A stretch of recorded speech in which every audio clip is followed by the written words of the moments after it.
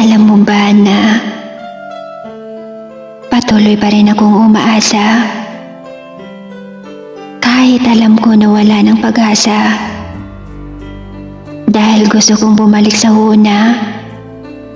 nung tayo pang magkasamang dalawa, yung sabay tayong tumatawa at sabay tayong nagkukwentuhan. Pero lahat ng yan ay hindi na may babalik pa, dahil lahat ng pinagsamahan nating dalawa ay mananatili na lang na mga alaala, sapagkat ikaw ay mayroon ng iba at masaya na, habang ako